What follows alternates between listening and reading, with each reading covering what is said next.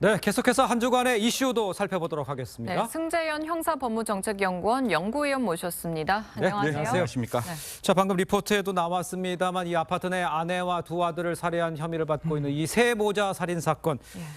뭐 정신질환이 있다고 주장을 했는데 결국은 구속됐어요. 도망갈 수 있다 이겁니까? 그렇죠. 뭐 예. 만약에 자기 아이 둘과 자기 부인을 사망에 이르겠고 그것도 무참하게 살인을 했다면 만약에 불구속 상태면 누가 보더라도 도망가는 게 이게 당연한 일인 거죠. 범죄가 예. 중대하면 당연히 도망가는 거고 네. 모르겠습니다. 당사자 입장에서는 뭐 정신질환을 주장하는데 예. 뭐 법원에서도 4시간 만에 구속영장이 나왔고 어떻게 보면 다 확인될 수 있는 일이에요. 뭐 자기가 가정에서 버려졌다, 뭐 자기는 ATM기였다, 뭐 이런 이야기를 하는데 예. 그런 거야 뭐 주변 정황을 통해서 충분히 확인할 수 있는 일이고 지금 세 가지가 제가 봤을 때는 정신질환이 아닌 측면이 제가 구속영장을 발부하는 판사면 판단했는 게 첫 번째 그런 어떤 참혹한 살인 사건을 일으키고 자기가 전화했어요. 그리고 범죄 계획을 하면서 CCTV에 관련된 여러 가지 모습도 보였고 네. 아까 봤을 때 알리바이 만들려고 PC방에 있었다.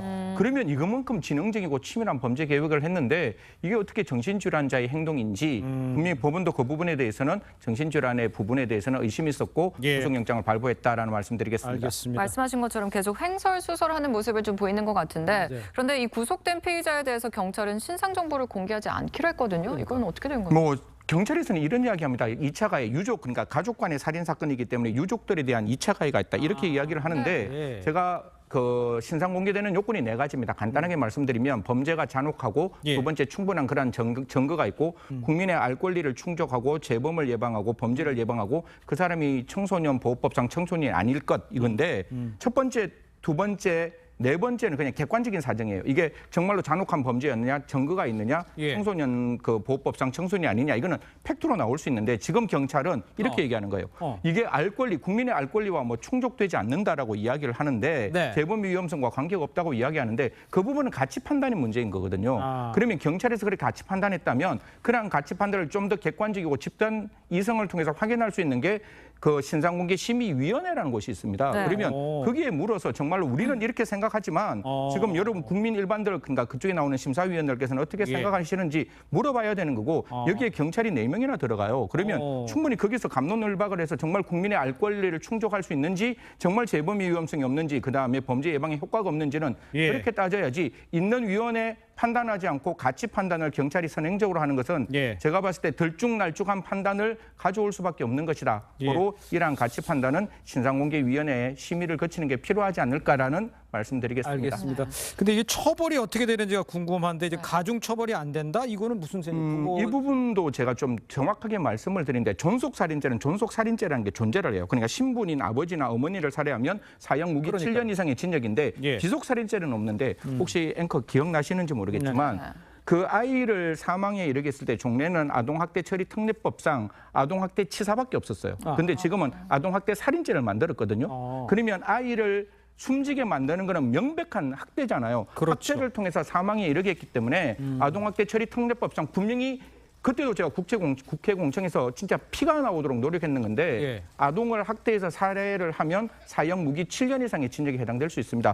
분명히 아동을 죽이는 행동은 학대예요. 학대해서 사망했기 때문에 예. 이 법리도 꼭 한번 경찰이나 검찰에서 적용해 주셨으면 좋겠다는 말씀까지 드리겠습니다. 예, 네, 알겠습니다. 다음 사안도 좀 살펴보겠습니다. 네, 젊은 여성들을 잇따라 성폭행한 박병화 다음 주 31일 이 15년 형기를 마치고 출소하는데요. 지역 주민들의 불안이 굉장히 좀 큰 맞아요. 것 같아요. 저희들 뭐 지금 이게 한두 번이 아니잖아요. 네. 저 앵커하고 우리 얘기하는 게 우리 조수순 때도 이렇게 국민들 불안해 하셨고 맞아요. 김건식 나올 때도 이렇게 불안하고 예. 이번에 다시 박씨 나오는 것도 그 지역에서 이렇게 불안하게 생각한다면 국가가 뭔가 특단의 조치를 만들어야 되지 않을까요? 네네. 문제는 언제까지 이렇게 국민들은 불안하고 그 예. 불안한 국민들에게 뭐 국가에서는 조금 더 괜찮은 조금 더 적극적인 조치를 하나하나 만들겠다라고 이야기하는 게 어느 2년이 지났으면 이제는 좀 정말 위험한 사람들이 예. 세상 밖에서 우리가 피해가는 게 아니라 그들이 조금 더 재활할 수 있고 그들이 치료받고 세상에 나오는 적극적인 조치가 필요하지 않을까 뭐 그렇게 좀 말씀드리겠습니다. 강화되는 거, 전자발찌 외에도 뭐 추가되는 게 있어요? 뭐 지금 법무부에서는 한동훈 장관이 치료감호법상 소아성애자 같은 경우에는 치료감호 명령을 내릴 수 있다는데 지금 이 박 씨는 성인에 대한 성폭력 행력을 저질렀기 때문에 예. 이 소아기호증 환자가 아니에요. 예. 그렇다고 본다면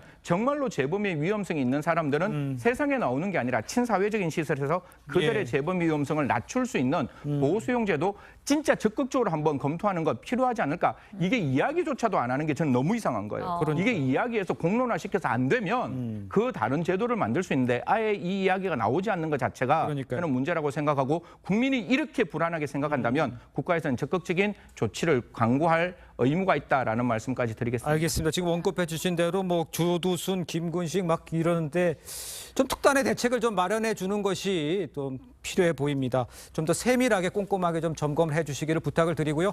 다음 소식도 좀 보도록 하겠습니다. 지난 26일 경북 봉화 광산에서 매몰 사고로 고립되어 있는 작업자 2명에 대한 구조 작업 지금 나흘째 이어지고 있는 상태입니다.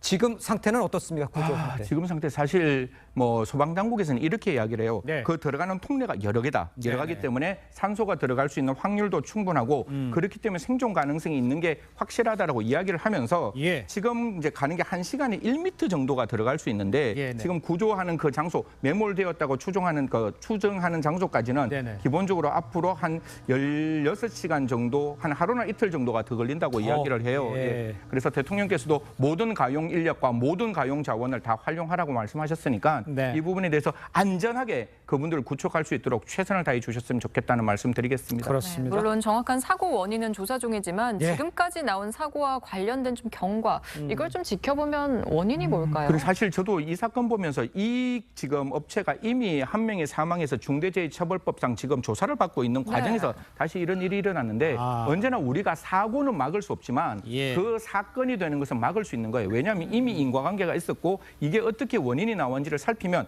앞으로 이런 걸 분명히 막을 수 있는 방법인데 예. 저는 두 가지를 지금 지적하고 싶습니다. 첫 네. 번째, 이러한 관리를 하는 광산업체에게 관리라든가 그다음에 위험 안전 조치가 있었느냐 없었냐 없었다면 중대재해법이 더 적용되는 것이고 예. 만약에 그러한 어떤 화강암 같은 경우에 그 화강암에서 무너지는 과정에서 제대로 된 어떤 보가 설치되지 않았다면 네. 그런 것들을 앞으로는 꼼꼼하게 설치해서 들어가는 어떻게 보면 제가 삶의 현장이잖아요. 예. 제가 그 삶의 현장에서 제가 오늘 그 제 처자식을 먹여 살리는 그곳에서 유명을 달리하는 일은 절대로 저는 발생하면 안 된다는 말씀을 드리고 싶어서 예. 좀 안전한 장치를 꼼꼼하게 더 만들어야 되지 않을까 그렇게 그 말씀드립니다. 부분이 지금 마음에 걸리는데 중대재해법으로 적용할 거냐 조사를 받는 중인데도 또 사고가 났다는 거 아니에요?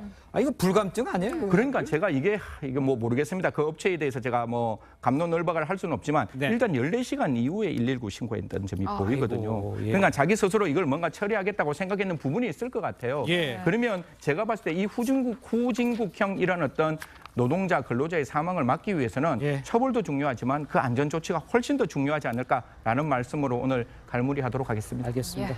네 말씀 잘 들었습니다. 고맙습니다. 네. 감사합니다.